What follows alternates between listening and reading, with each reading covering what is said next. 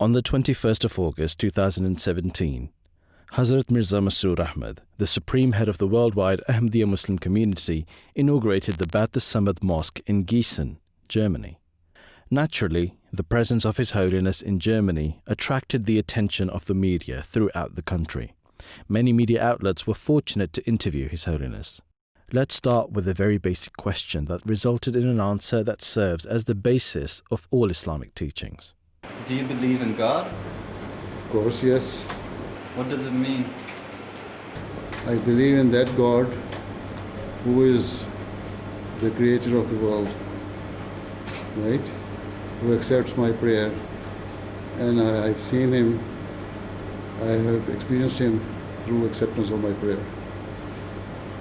You have seen Him? Sorry? I have known Him, or in other words, not with physical eyes, but I have seen Him, I know Him, and I recognize Him through the acceptance of my prayers. There is only one God, that who is the provider and sustainer of. Did you listen to my address here? Yes. So there is only one God, and He is that one God who sent prophet in different nations. And what we believe that in every nation, in every people, there was a prophet, and he was sent by God the Almighty, and in their respective times, when they claim to be for the betterment of the people. Is there a distinction between the God you believe in and other? There is only one God, and He is that one God who sent prophet in different nations. And what we believe that in every nation, in every people, there was a prophet, and he was sent by God the Almighty, and in their respective times, when they claim to be for the betterment of the people. Some of the questions asked by these representatives might sound the same, but they always result in new insight into the teachings of Islam given by Hazrat Khalifatul Masih. How important is Ahmadiyya German community? You mean our Ahmadis living here in Germany? Yes. You see, all the Ahmadis, whether they are living in a remote bush of Africa, or in Germany, or in South America, or in Far East, or in Europe and elsewhere, or North America, they are all important to me, because these are the people who have accepted the reformer of the age, about whom there was a prophecy given by the Prophet of Islam, that in the latter days a person will come and he will revive the true teachings of Islam. So he asked the Muslims, when he appears and he makes his claim, you should accept him. So obviously those who have accepted him, they're all important to me, whether they are Germans or Africans or Asians or whatever they are. These meetings with the press always serve as a good chance to demystify the distorted face of Islam that is often viewed in the media. Jihad is only permitted, as I have earlier said, that if you are attacked by non-Muslims, and that is only when you are doing jihad in the name of Islam, when Islam is being attacked. And in this present day world, there is no government who is trying to eradicate Islam or trying to wage war against Islam. See, so that this type of jihad is not a jihad. It's all their vested interests and their own desires, which they are frustrated people, they are trying to fulfill, and they have been radicalized by so-called ulamas who do not know even the true meaning of the Holy Quran. So we always categorically speak against all these evil acts. I am a religious person, right? My holy book, the Holy Quran, categorically says it is not a good deed or action. Even the Bible quoted the story of the people of Lot. And even in Bible, it has been dealt in great detail than in the Holy Quran. Huh? So the thing which has not been liked by Allah, who sent His prophets, who sent His holy books, and being a religious person, how can I like that? But at the same time, I do not say that they should be mistreated. Dan Jasmanov, a journalist from Macedonia. Your Holiness, can you tell us more about your relations with other religions, especially with Christianity? What is your perspective on that? You see, as far as we believe that all the religions were from Allah, the Almighty. And the original teaching of all the religion was the true teaching, you see, from Allah, and the same teaching, whether it is Christianity or Judaism or other. And we believe that in every country and every nation there were prophets. And Allah says in the Holy Quran that a Muslim should believe in all the prophets. And we always hold interfaith dialogues.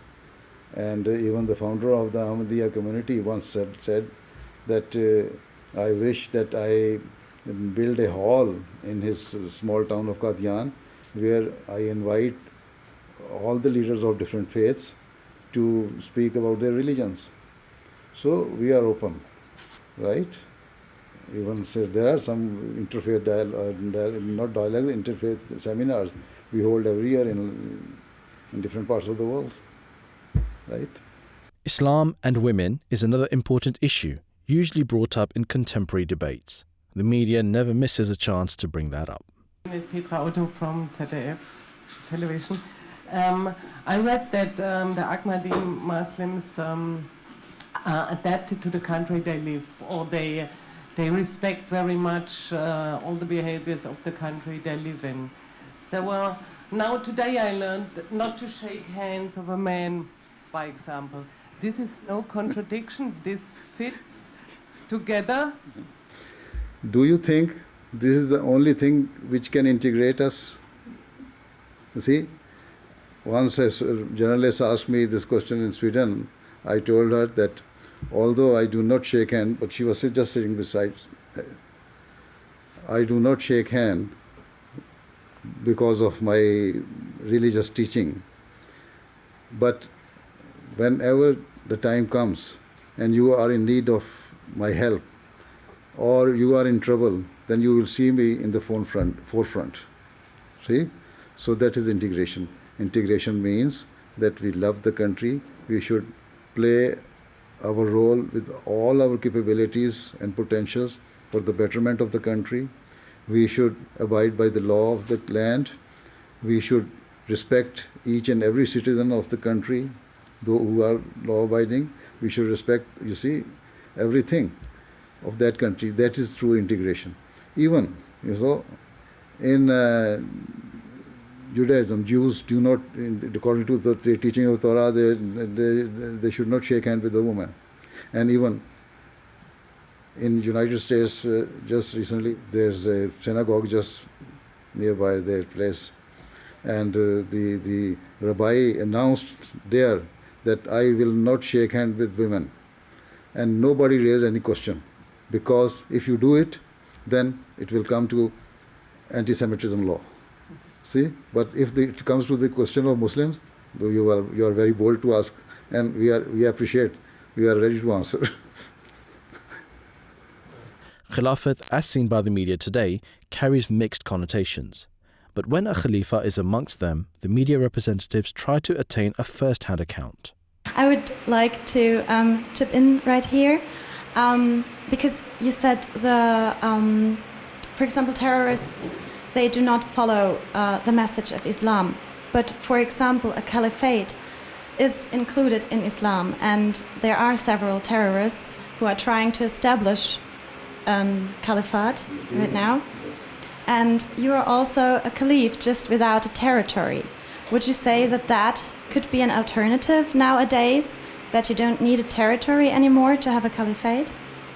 You see, for everything there should be some principle and some logic. And the Khilafat is the successorship. And there is a long tradition of the Holy Prophet of Islam. He said that he is reported to have said that in the latter days, as I have already said, his true follower will come, who will claim himself to be the Messiah and Mahdi, right? When he claims, he foretold some signs, and he asked the Muslims, when you see him, you go and say my salam and my message of peace and love to him.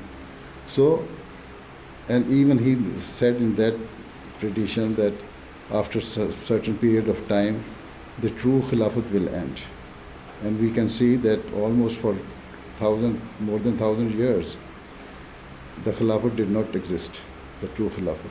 There was some Khilafat in some territories. See, the last Khilafat was in Turkey, right? And in 19-something, that also ended, right? In the 20th century. Because when that person appeared and he claimed himself to be that person whose advent was foretold by the Holy Prophet of Islam, and he claims that now I am the true follower and the right Khalifa of the Holy Prophet of Islam. And now the successorship or the Khilafat will start from me. So, and even this was foretold in the Hadith, in the tradition of the Holy Prophet of Islam. So we believe that that person's claim is right because there were some signs which have been fulfilled, not only worldly signs but some heavenly signs. There's a long story. If I explain these things, it will take some time. Anyway, in short, so succession can only start when there is a prophet. And his status, the founder of the Ahmadiyya movement's status is of prophet, but a subordinate prophet. And after him, the successorship started. Right? This is why we say we are right. For last 127 years, from 19 to 107, almost 109 years, his Khilafat is still continued. And it will remain, because it was also foretold by the Holy Prophet of Islam that the Khilafat which will start from him will continue till the last day. What you see, what did they gain? If you say there was a Khilafat of ISIS or Daesh, that the Khalifa, it is claimed that he has been killed. Yes, he is dead now. And that as far as territory is concerned, they do not have those territories. See?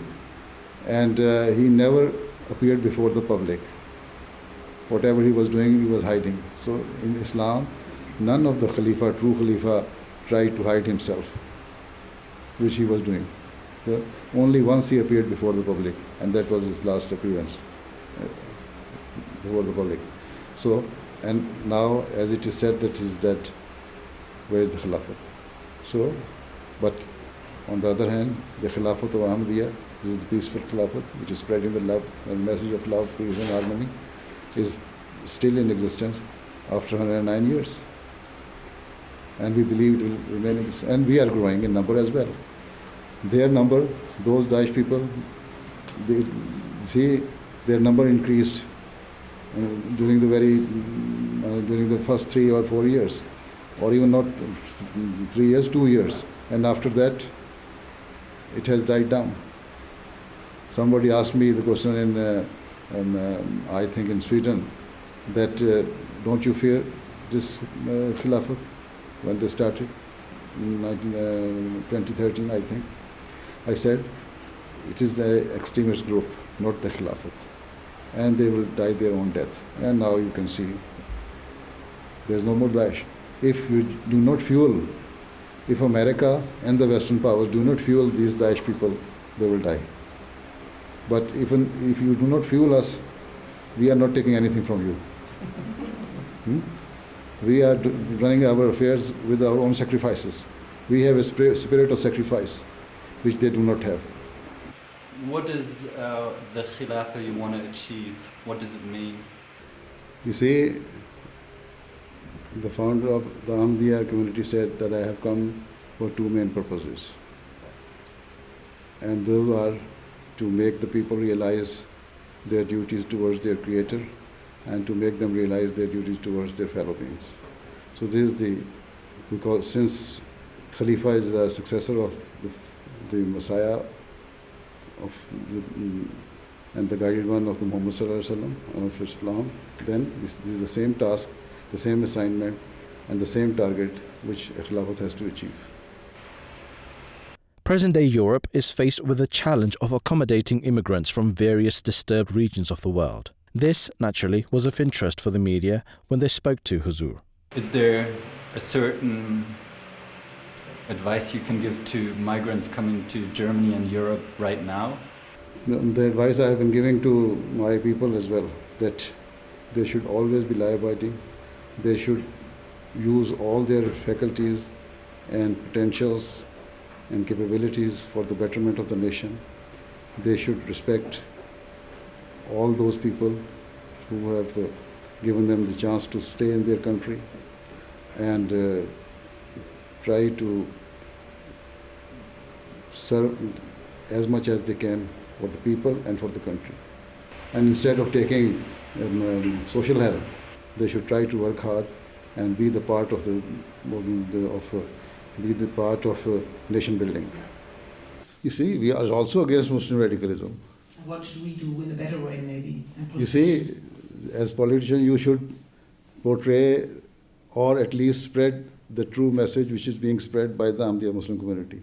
You see, if there is any cruelty or any bad action done by any of the miscreant, although it affects the people, of course, by suicide bombing or some firing or some car plying, all sort of things, but it is given a big news. But every year, hundreds of thousands of people are joining the peaceful Islam, that is Ahmadiyya Muslim Islam. You don't give that news.